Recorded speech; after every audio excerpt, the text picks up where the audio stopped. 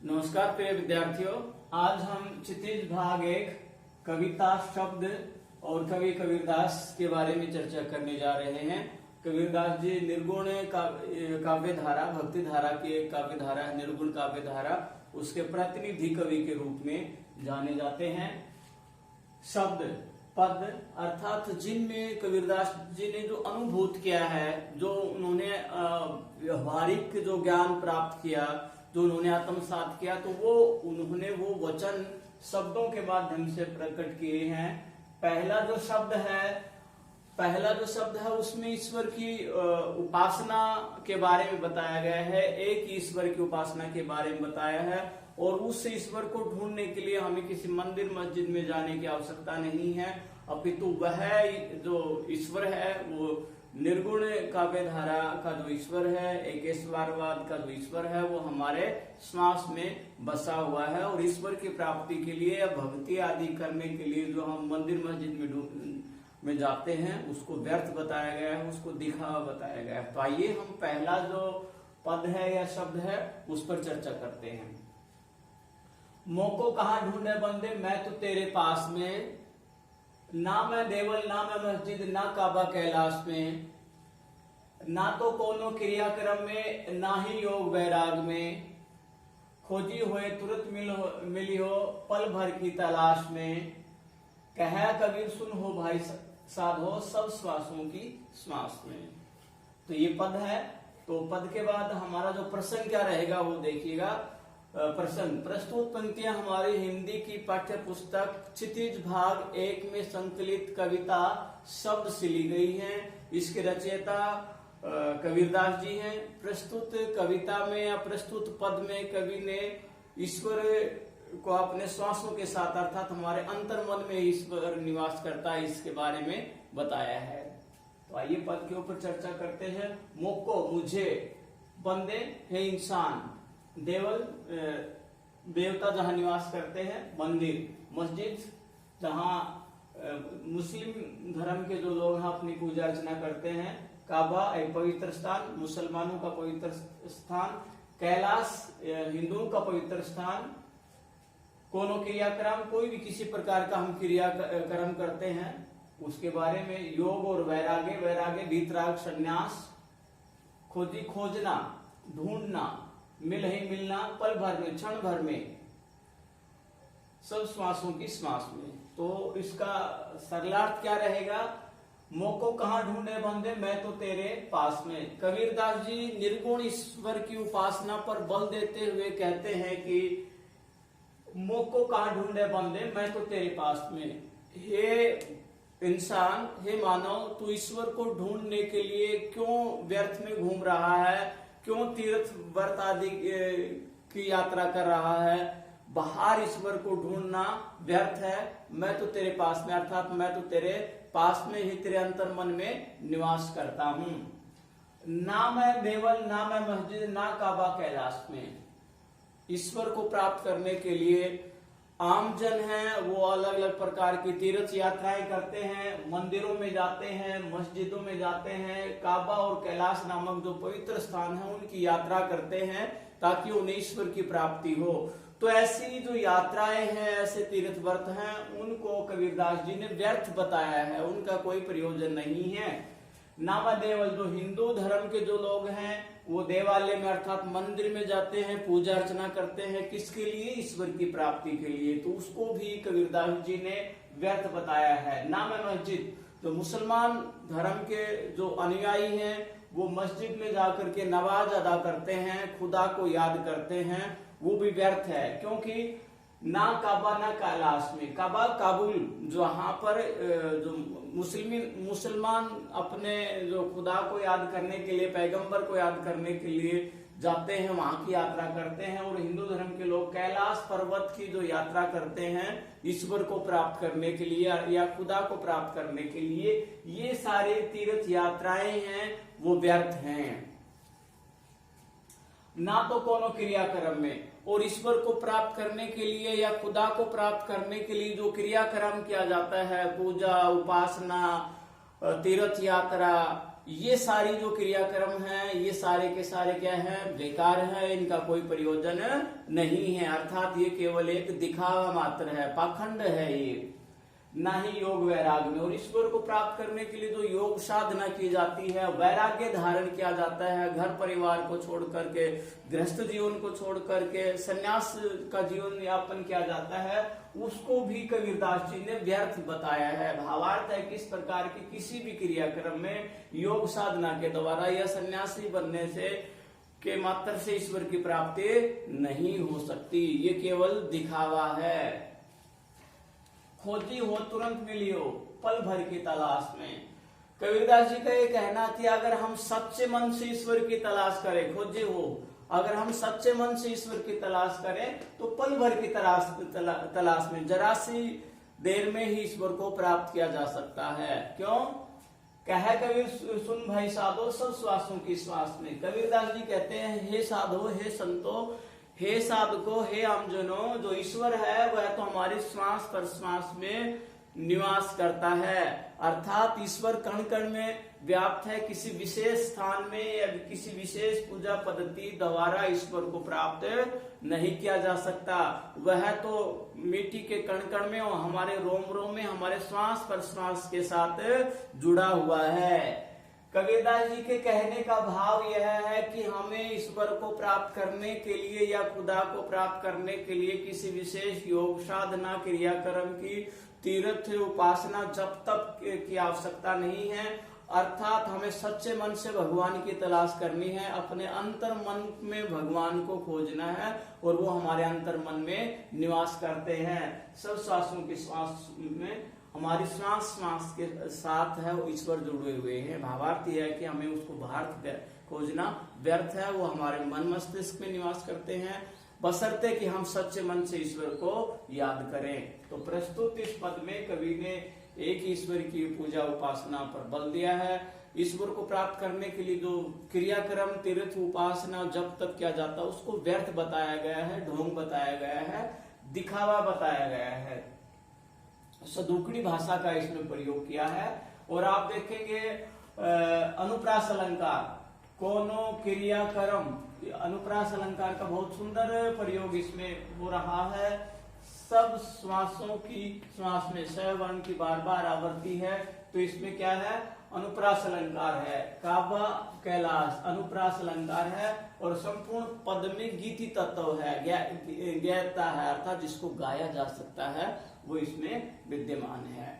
तो पहला जो पद है, पहला जो शब्द है वो प्रिय विद्यार्थियों आपको जरूर समझ में आया होगा, जिसमें कवि ने ईश्वर को प्राप्त करने के लिए, ईश्वर की भक्ति के लिए बाहर घूमना है, बाहर तो उसको ढूंढना, उसको व्यर्थ बताया गया है। वो हमारे अंतर मन में ही निवास करते हैं, बशर्ते हम सच्चे मन से ईश्वर को याद करें तो हम ईश्वर की प्राप्ति कर सकते हैं। आइए दूसरा जो शब्द है, दूसरा पद है, उसमें कबीरदास जी ने क्या बताया है। दूसरे शब्द में या दूसरे पद में कवि ने ज्ञान के महत्व पर प्रकाश डाला है। किसके महत्व पर प्रकाश डाला है?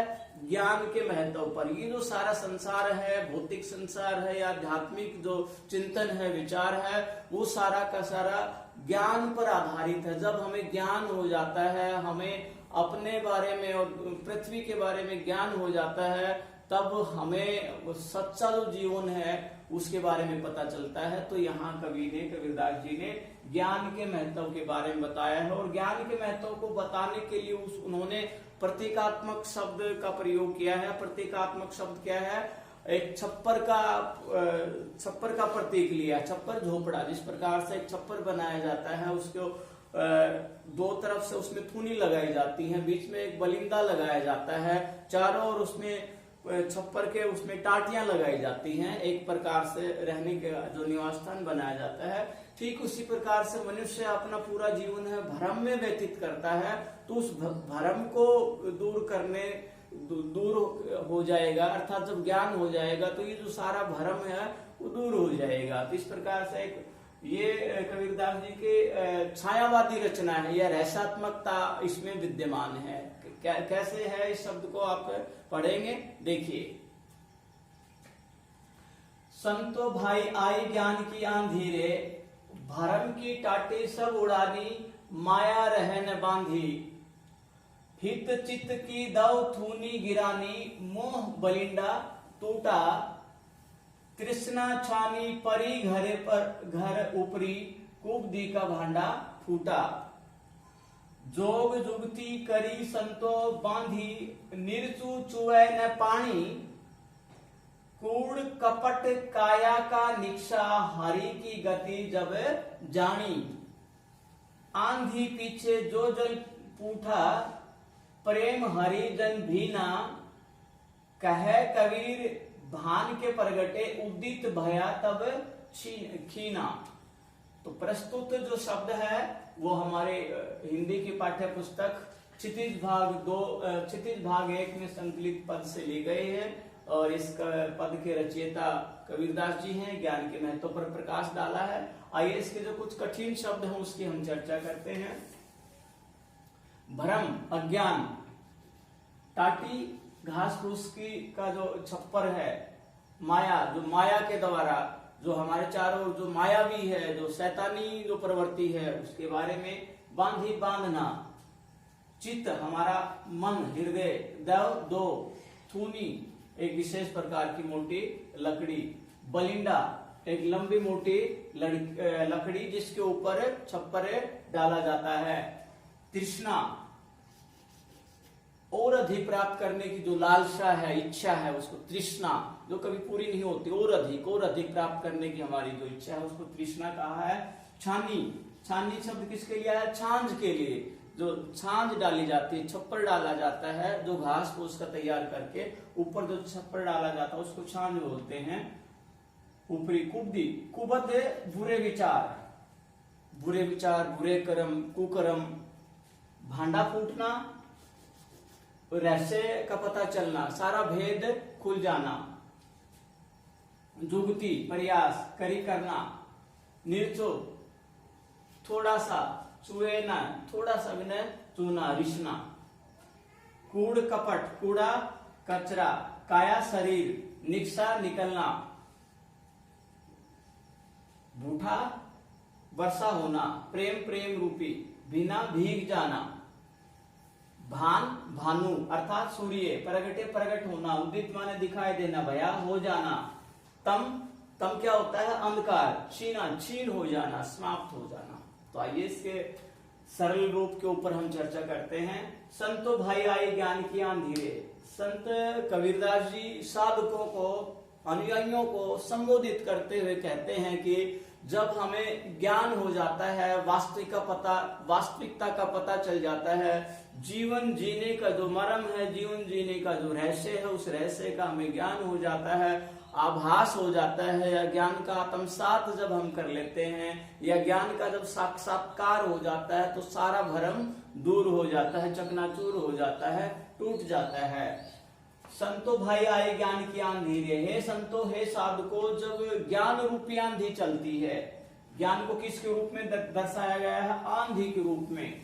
जब आंधी आती है चारों ओर, तो उसी प्रकार से ज्ञान जब हो जाता है तो क्या होता है? संतो भाई आए ज्ञान की आंधी रे, ज्ञान रूपी जब आंधी चलती है तो क्या होता है? भरम की टाटी सब उड़ानी, भरम के रूप में जो हमें टाटी, जो छप्पर के चारों ओर हमने टाट पट्टी लगा दी है, वो सब उड़ानी उड़ जाती हैं। अर्थात हमारा जो मन मस्तिष्क में जो भ्रम है संसार के बारे में या ईश्वर के बारे में, वो सारा भ्रम दूर हो जाता है और हमें धर्म का या जीवन का जो मर्म है, रहस्य है, उसका पता चल जाता है। माया रहे न आंधी, माया के चक्कर में, हम शैतानी प्रवृत्तियों के चक्कर में हमारा जो जीवन है वो व्यर्थ चला जाता है, वो सारा मायावी जीवन है वो नष्ट हो जाता है। कब? जब ज्ञान रूपी आंधी आती है। आगे देखिए, हित चित की दो थूनी गिरानी, जिस प्रकार से छप्पर होता है, छप्पर के दो स्तंभ लगा दिए जाते हैं, जो लंबी लकड़ियां लगाई जाती हैं। हित चित की दो थूनी गिरानी, थूनी मोटी लकड़ी जिसके ऊपर छप्पर डाला जाता है, एक प्रकार से विशेष, इस प्रकार से वायाकार की जो लकड़ियां होती हैं, दोनों तरफ लगाई जाती हैं। तो हित चित्त की दो थूनी गिरानी, हमारा जो हित चित्त है, हमारा मन मस्तिष्क में हम संकुचित हो जाते हैं, हम केवल अपने हित की बात करते हैं, तो ऐसा जो हमारा संकुचित विचार है, सोचने का जो संकरा हमारा नजरिया है, या यूं कहें कि केवल हम अपने हित के बारे में, अपने ही भले के बारे में सोचते हैं, ऐसे भाव है वो सारे गिर जाते हैं, अर्थात नष्ट हो जाते हैं। कब? जब ज्ञान होता है, तब हम वसुधा कुटुम्बकम, पूरी वसुधा को ही अपना मानने लग जाते हैं। हमारे अंदर जो अपने पराये की भावना है वो सारी टूट जाती है, समाप्त हो जाती है। मोह बलिंडा टूटा, और बलिंडा जो छप्पर जिसको ऊपर डाला जाता है, मोटा जो लकड़ होता है उसको बलिंडा बोला जाता है। मोह, जो मोह रूपी, जब हम किसी राग के कारण, मोह के कारण अपने पराये की भावना में संलिप्त हो जाते हैं, तल्लीन हो जाते हैं, लोगों के साथ भेदभाव पूर्ण व्यवहार करते हैं, जिसके कारण मोह ममता के कारण, तो ऐसी जो मोह ममता है वो टूट जाती है, वो समाप्त हो जाती है। हमें मनुष्य में मनुष्य नजर आता है, अर्थात उसमें हम अपने पराये की जो भावना है वो समाप्त हो जाती है, मनुष्य को मनुष्य की नजर से देखने लग जाते हैं। कब? जब हमें वास्तविकता का पता चल जाता है, ज्ञान हमें हो जाता है, या धर्म का जो मर्म है उसके बारे में पता चल जाता है। तृष्णा छानी पड़ी घर ऊपर, जो हमारे जीवन के ऊपर, घर क्या है? जीवन के लिए, हमारे जीवन रूपी घर के ऊपर, जीवन रूपी छप्पर के ऊपर तृष्णा छानी, जो छांद डाली हुई है, जो छप्पर डाला हुआ है, वो किस पर आधारित है? वो तृष्णा के आधार पर। हम अपने जीवन को और अधिक सुखी बनाने के लिए, सुख सुविधाओं से भरपूर बनाने के लिए, और अधिक प्राप्त करने की हमारे अंदर इच्छा रहती है, और वो इच्छा हमारी तीव्र हो जाती है, तो हमारे अंदर एक तृष्णा का भाव, और अधिक प्राप्त करने की जो लालसा है, इच्छा, वो बनी रहती है। लेकिन जब हमें ज्ञान हो जाता है, तो ज्ञान होने पर वो तृष्णा रूपी जो छांद है, छप्पर है, वो क्या है? गायब हो जाता है, समाप्त हो जाता है, हम एकदम तृप्त हो जाते हैं, हमारा जीवन है वो संतोषी हो जाता है, उसमें तृष्णा, लालसा, विशेष अभिलाषा सारी नष्ट हो जाते हैं, हमारा जीवन है एकदम संतोष हो जाता है, हमारा जीवन परिपूर्ण हो जाता है। कब? जब ज्ञान हमें प्राप्त हो जाता है। कुब्दी का भांडा फूटा, और जो कुबद, जो कुकर्म है, जो न करने वाले जो कार्य हैं, उन सब का भेद खुल जाता है। जाने अनजाने में या हमें अज्ञान में बस हम ऐसे कुकर्ते करते हैं जो हमें एक इंसान के रूप में नहीं करने चाहिए, उन सब का भेद खुल जाता है। भांडा फूटना, भेद खुल जाना, रहस्य खुल जाना, अर्थात हम इस प्रकार के जो कुकर्म हैं, बेकार कार्य हैं, जो हमें नहीं करने चाहिए, उनके बारे में हमें पता चल जाता है। अर्थात जब मनुष्य को वास्तविक ज्ञान हो जाता है, तो उसे क्या करना है, क्या नहीं करना है, इस प्रकार का ज्ञान हो जाता है, तो वह किसी भी प्रकार के कुकर्म में शामिल नहीं होता। जोग जुगती करी संतो बांधी, निर्चु चुए न पानी। ये जो ज्ञान है वो सामान्य रूप से प्राप्त नहीं किया जा सकता, तो उसके लिए कबीरदास जी क्या कहते हैं? जोग जुगत करी संतो बांधी, योग द्वारा, विशेष प्रकार का की उपासना के द्वारा जुगती, प्रयास किया जाता है, तब जाकर के ज्ञान प्राप्त किया जाता है। तब वो हमें वास्तविक जीवन के ऊपर जो छप्पर डालते हैं वो वास्तविक है। वैसे तो हम घास फूस का डालते हैं, लेकिन ज्ञान के द्वारा जो हम विशेष प्रयास करते हैं, उस प्रयास से जो बांधा जाता है जो छप्पर, उसमें उसकी विशेषता क्या है? निर्चु, थोड़ा सा भी, चुए न रिसना, पानी पानी। तो जब हमें ज्ञान रूपी छप्पर के द्वारा हमारे शरीर के ऊपर या मन मस्तिष्क में वो वास्तविक ज्ञान डाला जाता है, या हमें जो वास्तविक ज्ञान हो जाता है, तो उसमें से जरा सा भी पानी नहीं चूता, नहीं रिश्ता। भावार्थ यह है कि जब छप्पर को मजबूत कर दिया जाता है, तो उसमें से बारिश का पानी, वर्षा का पानी है, एक बूंद भी नहीं आता। ठीक उसी प्रकार से योग साधना के द्वारा, संयम के द्वारा, तपस्या के द्वारा जब हम अपने जीवन को साध लेते हैं, संयमी जीवन व्यतीत करते हैं, और हमें जीवन का जो मर्म है, जीवन का जो रहस्य है, हमें वास्तविक ज्ञान की प्राप्ति हो जाती है, तो निर्चुए न पानी, तो हमारे जीवन में किसी प्रकार का विकार नहीं रहते, हमारा जो जीवन है एकदम सरल हो जाता है, निर्मल हो जाता है, उसमें किसी प्रकार की कोई भी कमी नहीं रहती।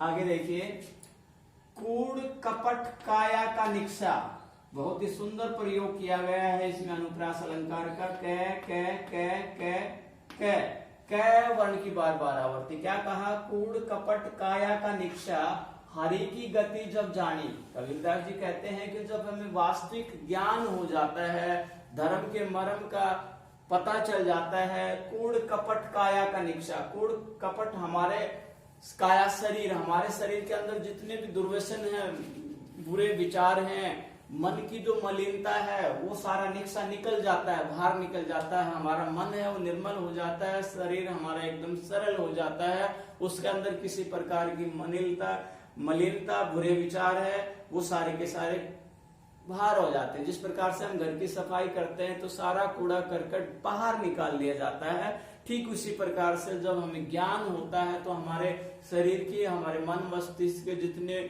विकार हैं वो सारे के सारे दूर हो जाते हैं, निकल जाते हैं।